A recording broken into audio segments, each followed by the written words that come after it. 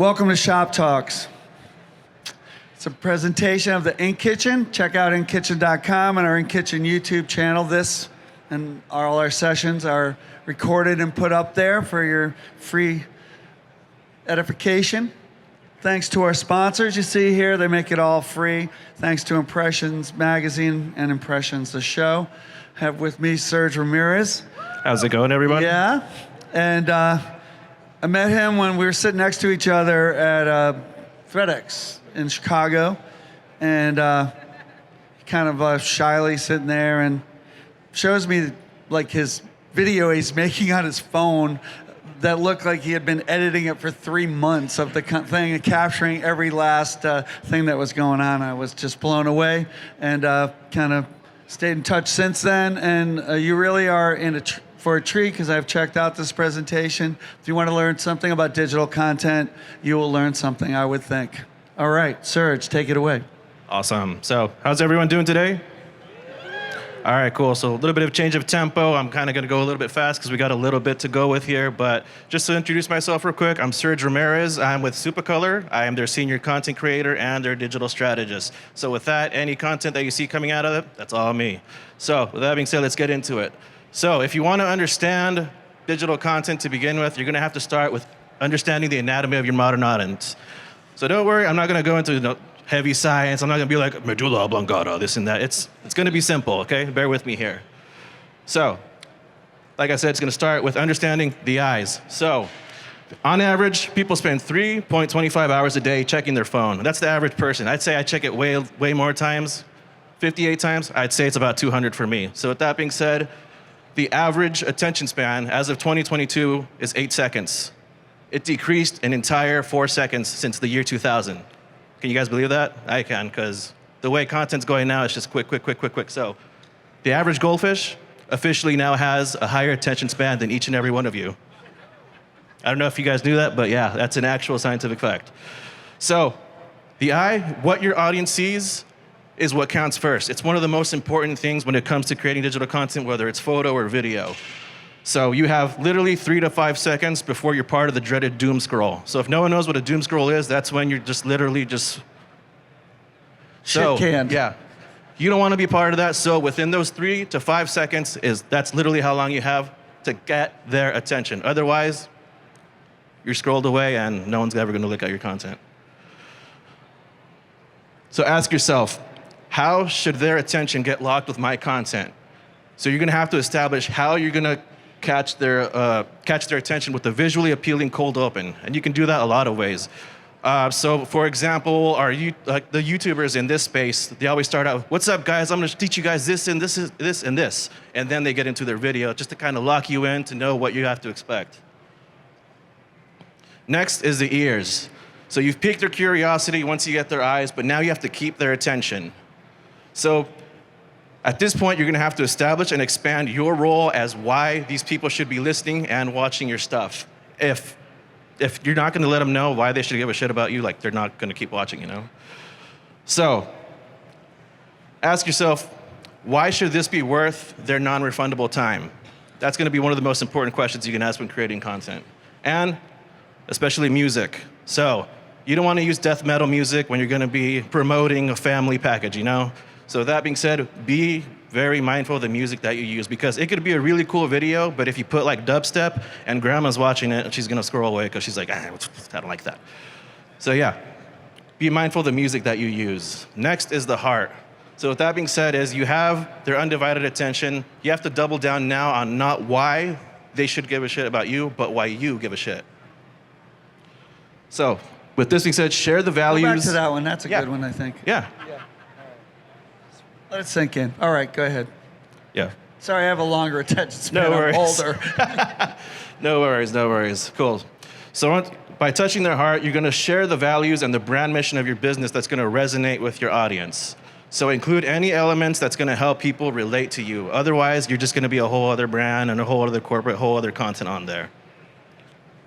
So good examples of actually showing how committed brands can be. You got Patagonia. The owner literally just gave away the whole brand so that each and every one of the $100 million that they make every year is now being donated toward fighting climate change. So that's one example. Another is boxed lunch. Every $10 you spend in store or online, they're feeding someone. That's their thing. Tom's, they're giving shoes to kids for every shoes that you buy. Shady Rays, they're committed to keeping you looking cool. So if you ever break your shades, or if you lose them, if they're stolen, no questions asked. They want to make sure that as long as you're wearing Shady Rays, they'll take care of you. Eddie Bauer and Craftsman are kind of the same as well, where they're reliable as makers, so they want to make sure that their product is reliable. So if at any point they have defective stuff, they replace it to make sure that it's working. At Supercolor, we're committed to making a reliable transfer to people, so no matter what, we're going to help you make it. If you get a transfer that has a misprint or the color's off, we're going to print it no matter what, because we want to make sure that we help you make it. Next is the brain. So you want to make it make sense. Use logic. So I call this the Cerebro Tango, just kind of because you're kind of dancing around with them. So position your brand as the answer to the problem at hand. Inspire your audience to ultimately take a call to action. So what do you want them to do with your content? Are they going to subscribe? Are they going to buy? Are they going to sign up for an email list? That's something that you want to determine before everything. Make it as clear as day what you want them to do at the end of your content.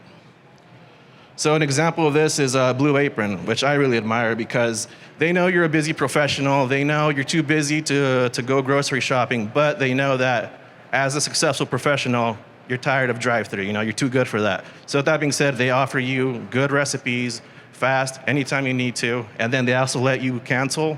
They let you change that whenever you want, and then they close you out by offering you 16 free meals. So that's kind of a cool example that I thought was useful.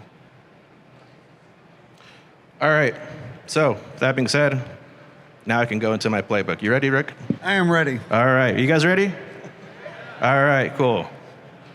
So first and foremost, I want you guys to stop copying other people's ideas. Everything looks the exact same on Instagram, TikTok, Facebook. The number one way to be unique is stop copying other people's ideas. So with that being said, you have to ask yourself, when it comes to other content, start looking at what works, what didn't work. And once you start looking at that, you ask yourself, why did this work? Why did this not work?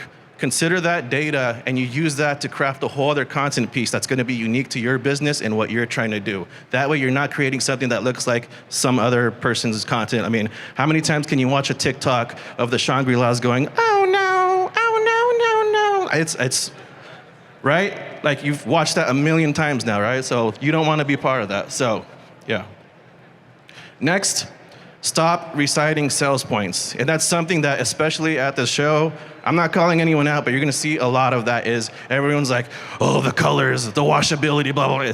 Everyone sounds the same with that being said. So it's all about stopping regurgitating that shopping list of why you're the best, making more about your customer and interweave your product into an experience for them. How are you gonna help them? Not, how's your product cool?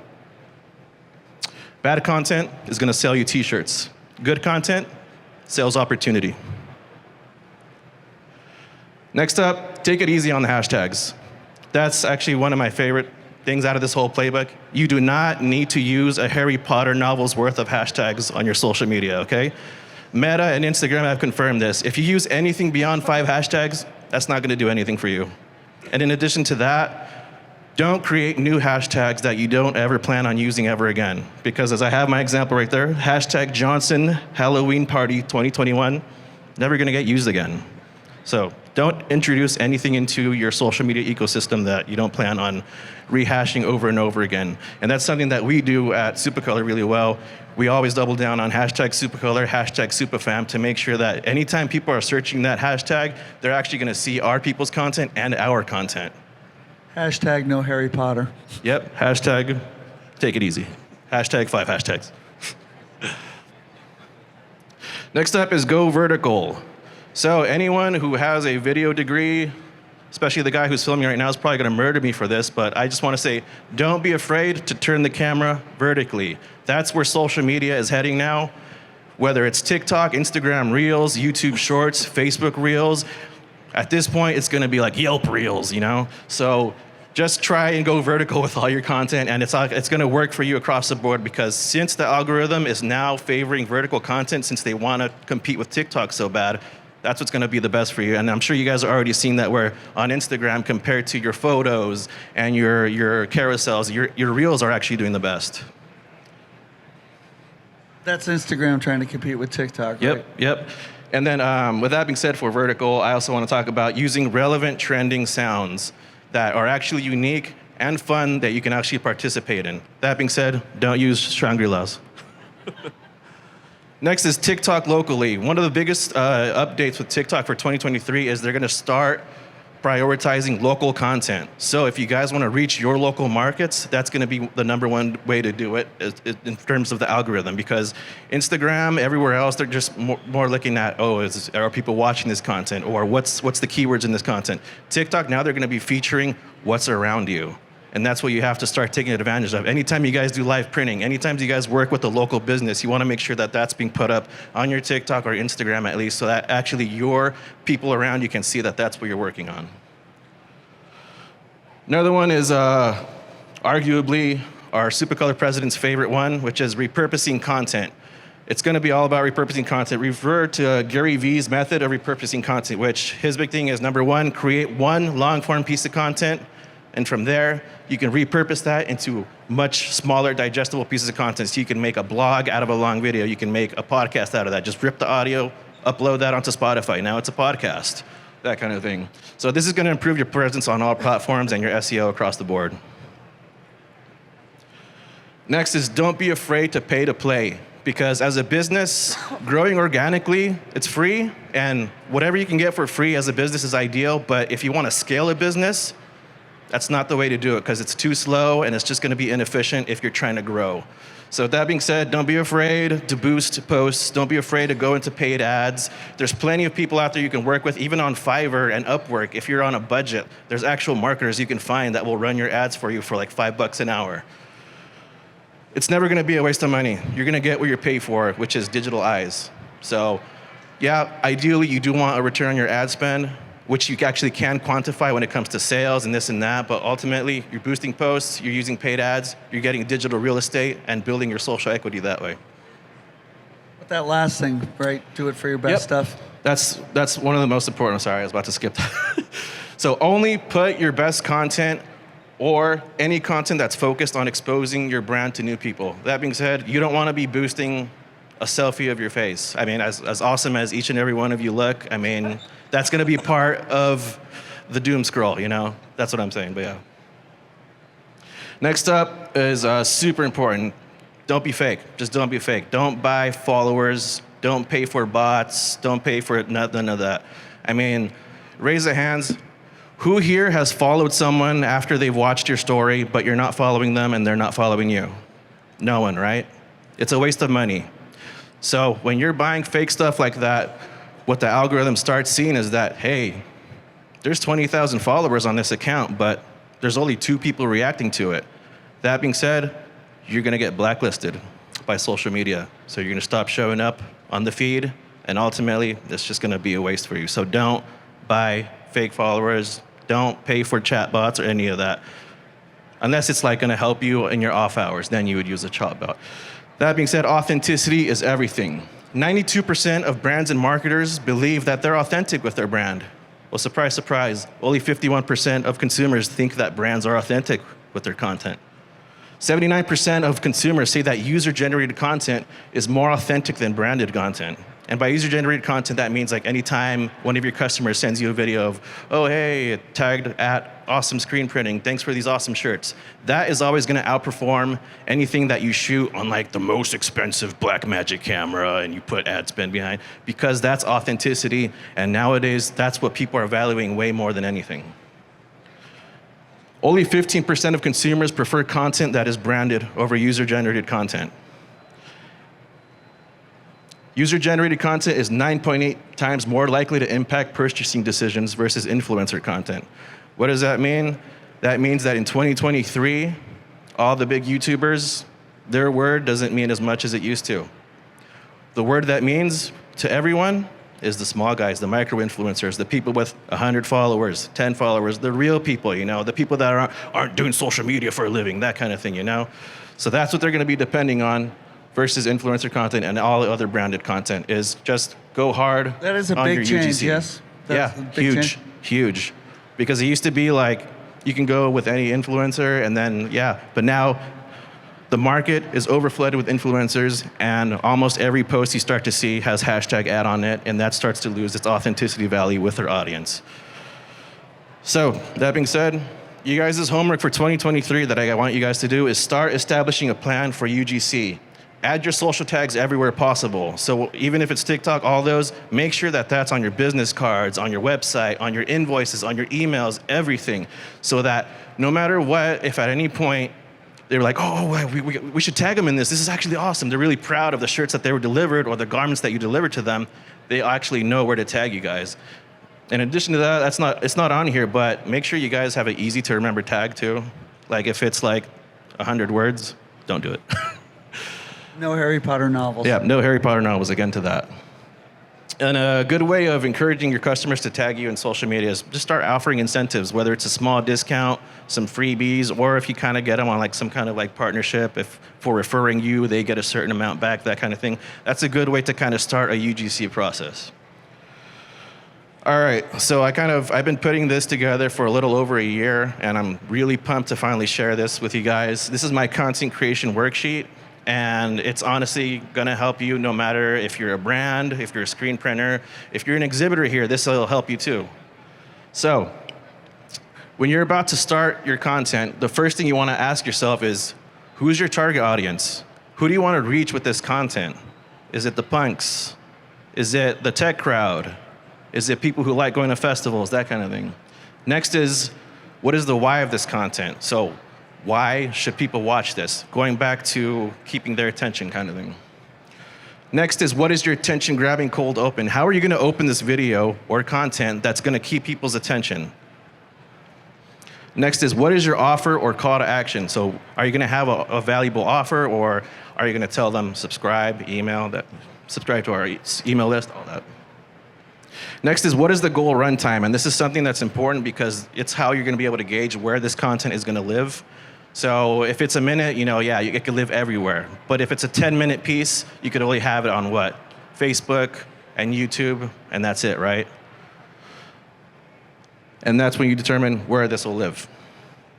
Next, you map out how your video is gonna go. You have your intro, your body separated by each bullet point, so you can go down each bullet point as you're progressing through the video if you're recording yourself, or even if it's kind of like a being edited from scratch thing with no actual people in front of the camera. And then you write your outro, so you know what you're gonna tell people. Thanks so much for watching, guys. Subscribe. It's that easy. And next is a cool little thing that I got from Ogilvy, which is David Ogilvy on advertising. He did a thing that I really like is that I use to measure the success of my content. He calls it the idea versus execution scorecard. So this is kind of how you are able to grade your own content.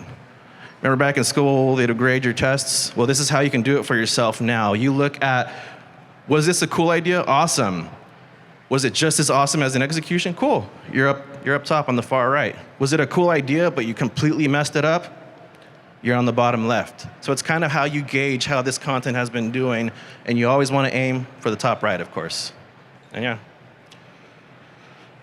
yeah, so if you guys always want a digital version of this, you could always follow me on Instagram, DM me, and I'll send this to you guys. Wow. Like I said, I was going to blow through it, but yeah. Any questions from anyone? All right. Questions? They're amazed. Everyone's speechless. They're like, all right, cool. I'd say. Yeah, Any got questions? a question here? Sorry. Can you recommend like a video editing app for the short form videos for TikTok and stuff like that? Yeah, definitely. So if you have an iPhone, you can use iMovie. Also CapCut, that's a good one. But ultimately, the built-in one that comes with Instagram and TikTok, that's honestly like my favorite to use. If I'm not using Adobe Premiere, I just like jump in there and use it. And one really cool hack that I want to share with you guys is if one thing, if you post a vertical video on TikTok, it's going to have the big ugly TikTok thingy that goes back and forth. If you don't want that on your video, there's a website called Snaptic that you can literally download your video without that watermark, and you can use that across the board with your YouTube, with your Facebook, with your Instagram, whatever. So that's going to be like a really cool tool for you guys to use. So say you only know how to edit inside of the TikTok app, or you only know how to edit inside of the Instagram app, no big deal. You can download that video and then just use it across the board. No watermarks. And What was that again? Where? Snaptic. So it's SNAPTIK. Other questions? Yeah, so as far as posting and the regularity of it, are we still looking at the same things as far as on your TikTok and on your IG? Are we still posting at the same rates, a couple times a day, or is that changing too? Honestly, the way the algorithm's been going is they're starting to value quality over quantity. So it doesn't matter if you're going to be posting 5 times a day. If there's one reel that's going to be popping off, that's what the algorithm is going to be focusing on. So it honestly, just go off of your analytics. So what you can do is in your Instagram or in your Facebook or in your TikTok, you can go in the back end and look at analytics of see when the best time to post is. So look at that to see what your specific market and what your specific following, when their peak times are, and you can go off of that as well. Another question? Any questions?